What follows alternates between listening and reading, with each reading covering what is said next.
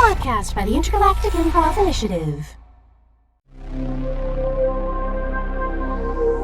The following is a sampling of I Should Roll's newest series, As the Dialogue Wheel Turns. For a $5 monthly donation, join our stellar stream of Ko-fi subscribers to watch the video episode in full when it releases later this week. Enjoy! Hello, everyone, and welcome to episode 1 of As the Dialogue Wheel Turns, an I Should Roll post-show show. I am going to be your host for today. My name is Amanda Cotter. You regularly know me as Clues, the Elcor, the galaxy's greatest detective, in oh god, I've ruined this already! In Dangerous Dangers, and in a Citadel Carol, which we will be discussing today, I play Day. And now I'm going to hand introductions off over to my big bro, Hunter. Hi, my name's Hunter LaPaglia. Normally you'll hear me as Carver Fairbank in the Ride of the Valkyrie campaign. So then I go from, lovable, stumbling Marine to a lovable, stumbling 9-year-old in, I almost said a Christmas Carol, a Citadel Carol, where I play Ezra, who Amanda has just pointed out is the older brother of Estee. Hi, I'm Leah Ryan. I am normally Bane during the campaign that I'm forgetting the name of because I'm nervous. Right, the Valkyrie, my ship. Valkyrie. Yeah, the ship that I own. And in a Citadel Carol, I am Maven, angst extraordinaire. Hello, I'm JD Kelly, and in Ride of the Valkyrie, I normally play Bash, our Krogan crew member, and in a Citadel Carol, I play Valen. Yes, that's me. And I'm Hans Cummings. In Ride of the Valkyrie, you'll hear me as Zinamondan the Hanar. However, in a Citadel... and I've screwed it up too. However, in a Citadel Carol, I play Elphys the Jolliest Borcha! Amazing. Thank you all for being here today, and I'm excited to chat a little bit more about our experiences in recording and what it's like to be a part of I Should Roll, and some of our favorite moments from our show. I would love to hear from everybody a little bit more about the genesis of your characters. These are all very different from the characters that we play in the main campaigns. So how did you come upon the characters that you wanted to create, and what did you think about when you created them? I'll throw myself under the bus first. There you go. I'll hop out there. I say this because if you would know me, I have a tendency. I won't say procrastinate, but I definitely like some things just kind of get away from me. I am a very what's the word? I don't know the word I'm looking for. I forget things a lot. All right, it happens. And as it happens, I was very late to the party on character creation for a Citadel Carol.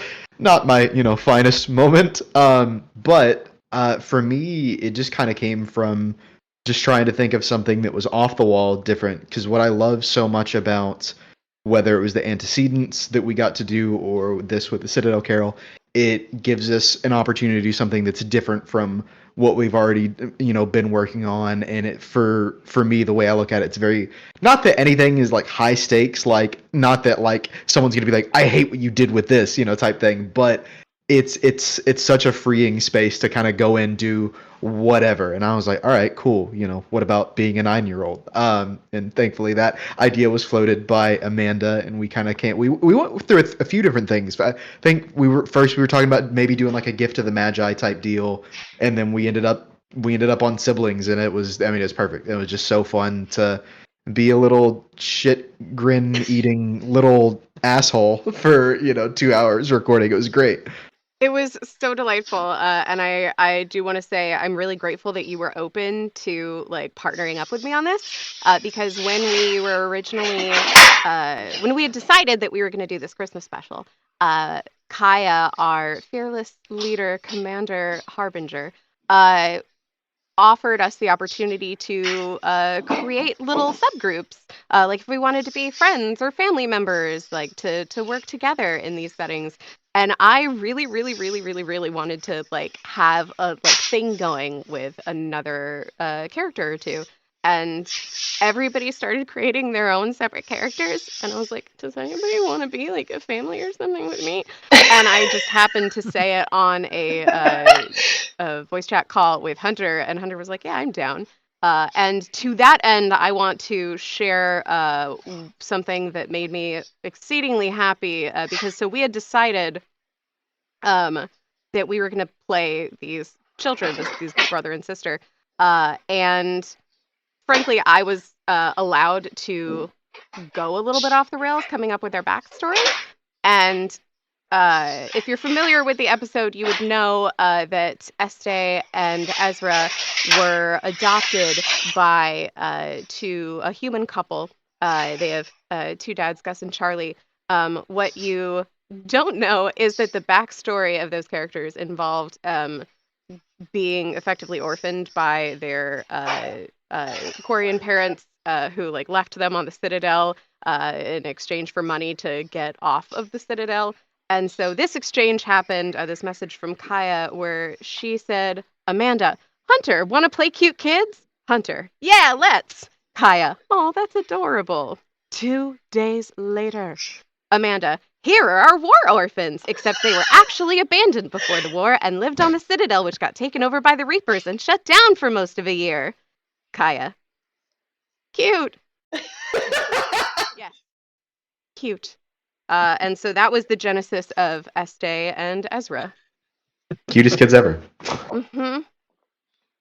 Elphys does not have a tragic backstory. I don't remember why I invented Elphys. I think it was originally just a joke originally. And Elphys evolved over the course of the planning of a Citadel Carol. Originally, Elphys was going to be much more antagonistic and very violent in his enforcement of making sure everyone was jolly. This was before we knew that we were going to be separated out into different groups and everything. And then when Maria came up with Beth the Geth, we had this idea that, of course, Elphys would be chasing Beth the Geth around, trying to stuff her back in the box.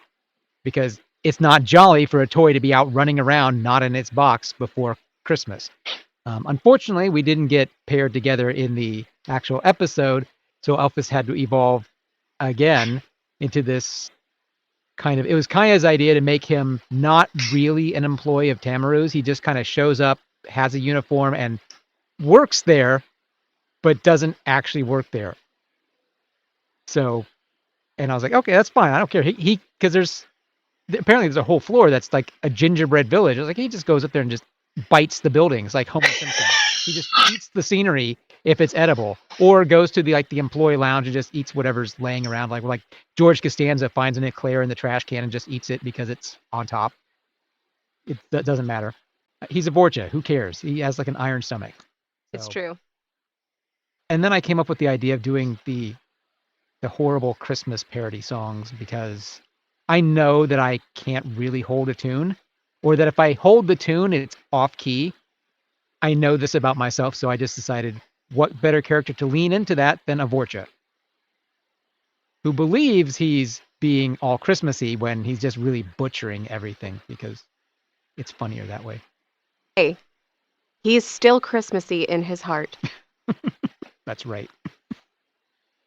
The most aggressive volunteer you could ever ask for. Speaking of heart, Valentine. Yeah, following my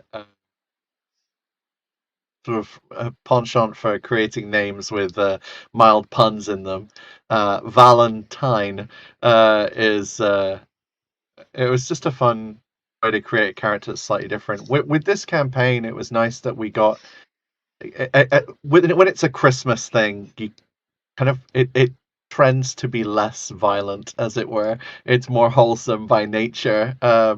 to a degree.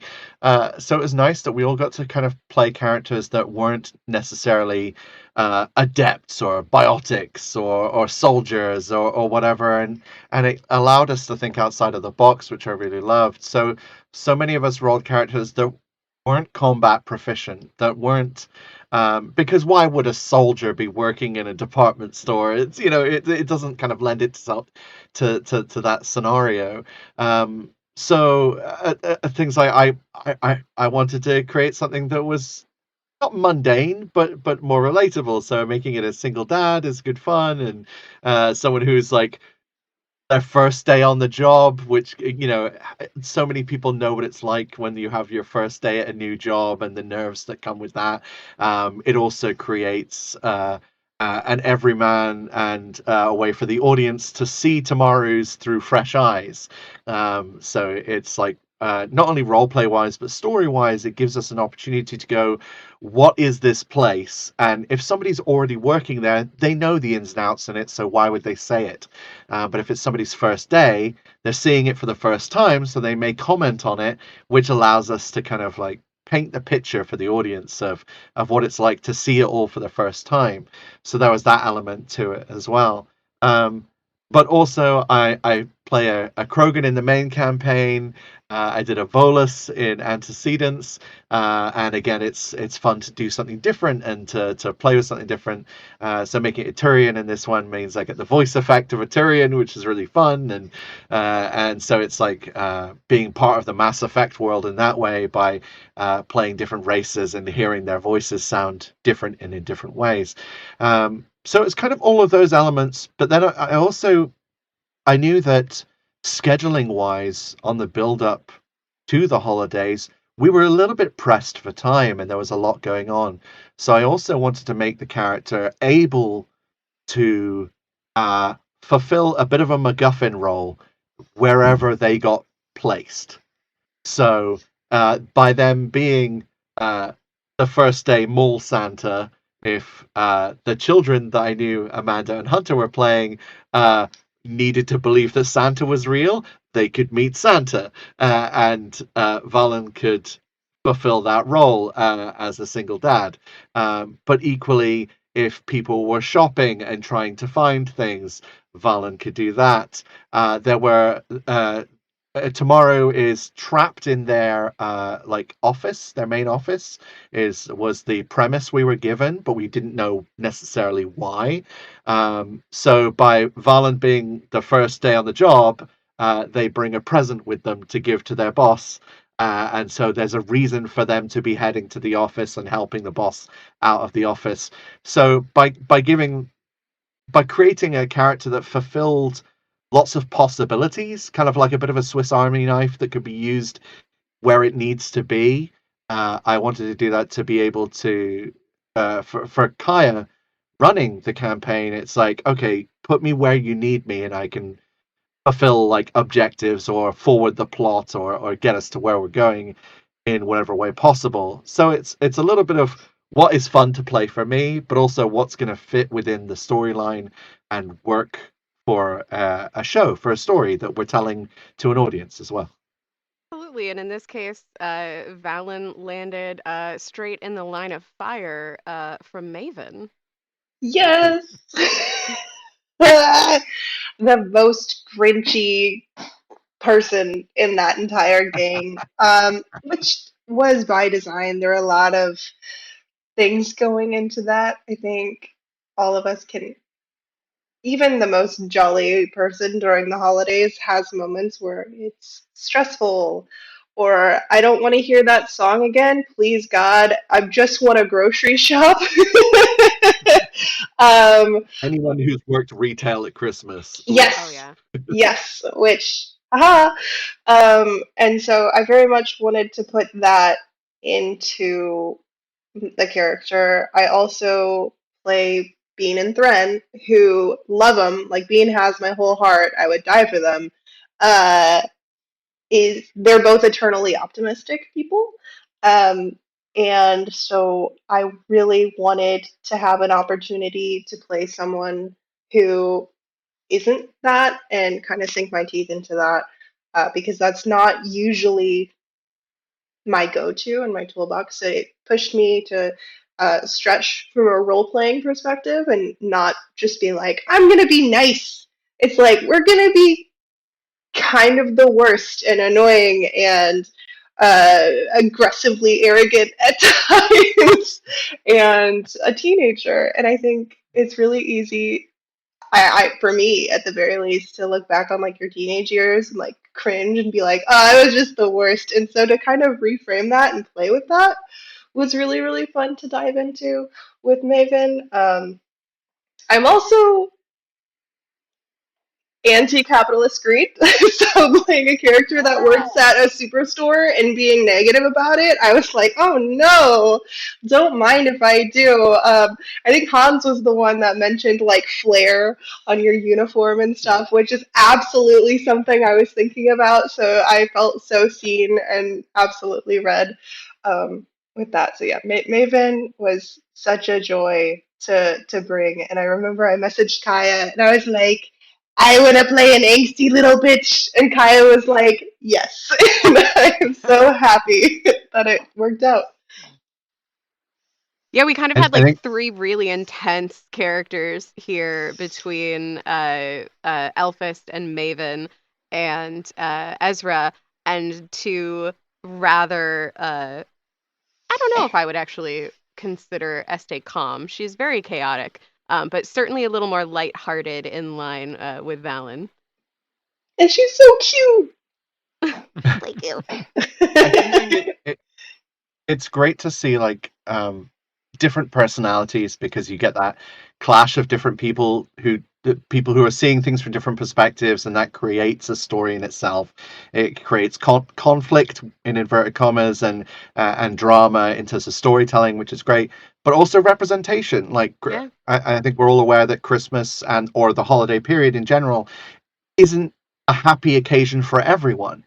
So having characters that don't see it as positive, that see it as negative, is kind of just as important when you're talking about a holiday episode. And yeah, you want some overall holiday message, which is great, but also acknowledging it's not a happy time for them, whether through past memories or that maybe they just don't celebrate it, so it's just a mild irritance to them or whatever. And we've all been teenagers, as it were, and felt angsty about everything that is good and bad. So it's nice when there is storytelling that has a breadth of characters that can have the different perspectives that as much as our listeners do.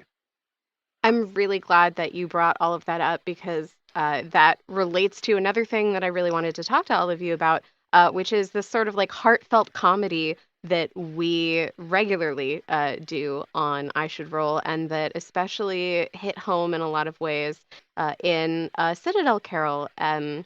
JD, Leah, Hans, given your experience in your subplot of the episode, I'd love to hear your thoughts on the relationships that were built in there, and especially parents and children, and how you managed the emotional switches that came in your session. Yeah, so for those of you watching and listening, within our session, there are spoilers ahead, so mind your ears, as it were, or go episode first. Like pause this, go watch and listen to the episode, and then come back to this. But yeah, within our episode, a lot of things get covered in terms of past relationships for Maven, Maven having a difficult relationship with their mother, but then the ultimate antagonist who is locked tomorrow in their office is someone with seemingly a shotgun. It ends up being not a functioning loaded real weapon, but nobody knows that at the time. And they are a mother whose child passed away, and they were upset that they could not have another Christmas with that child. And it was a very heavy topic that we weren't aware that was coming. It was a surprise to us. And yeah, we had to kind of roll with that, and the tone changed in our roleplay session. And thankfully, I think we all handled it really well and sort of rolled with that. Yes, it was definitely a surprise for me because Elfist is not a serious character. I mean, there's nothing serious about a Vorcha that dresses like a Christmas elf and badly sings Christmas songs all day. But I had already had this backstory where Elfist had been trapped on Earth during the Reaper invasion, and he had been trapped in like Scandinavia or something, which is why he got into the whole Christmas thing and was all on board with Tamaru's complete misunderstanding of everything about it. Thought that was great.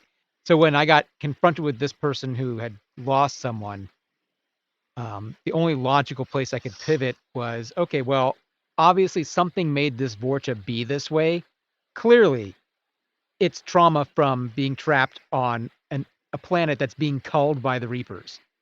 And even Vorcha they're an intelligent species, even though they get no respect. I mean, they're basically space goblins, but even a species like that can be traumatized by what they would have witnessed during the Reaper War. And I just decided to go with that because otherwise it would have been too much mood whiplash and inappropriate for Elfist to be like, "You're still not jolly. Yep. Be jolly." There's a skill I think you learn in improv and in role play, where sometimes you want to be present and involved, and sometimes you need to get out of the way, and that's not always an easy line to read, I think. So in working with an ensemble cast and wanting to allow moments to have their place. Sometimes you want to speak up and be part of the narrative, and sometimes you want to step back. And I think it shows haste sometimes when you don't speak as much as when you do. Hans was really good at like being Elfest to their fullest, but when certain things were happening, you didn't impose that character on the moment and allowed the moment to have its time and to breathe, and that was tasteful and patient, and allowing things to happen. The same was true with Leah and Maven. If Maven had come through going like, yeah, Christmas sucks over the top of it, it would have been really bad taste as well, but it worked really well, and it was the same thing with me with Valen. I knew Valen was a single dad, but I didn't know what had happened to the mother. So when I was given the information from Kaya that this was someone who'd lost their child, the best way to deal with that would also to have a father that lost their spouse, and is now a single dad. So they've kind of got the opposite problem, as it were. But it then gave a point of direct empathy with that character. So it then, by pivoting that and allowing that background to happen, it meant that then empathy could be fully had with that character, and therefore lead to de-escalation of the scenario and ultimately the disarming of that character and a resolution of sorts to the storyline. But that was then furthered with Maven's resolution as well. Which is so interesting. It really took me back a little bit when that happened because I don't have the best relationship with my mother. And so when that ended up being Maven's resolution, I kind of had to take a step back and go, wait, why did that feel right? Do I need to go to therapy about this? Not actually, that's a joke. For legal reasons, this is a joke. Kaya did nothing wrong. And I was thinking about what it means because it doesn't necessarily mean like if you have a bad relationship with someone, go call them, But I do think a lot of what the holidays is about is they're putting aside the things that don't really matter and focusing on the people that are in your life that do care about you, that bring you joy, that add richness and wealth to all of our spirits and stuff. And for me, that's not my mom, but for Maven, that could be. And like made me think of my sister, made me think of all of those people in my life. So it still felt really complete. And I did want to clarify that because I didn't want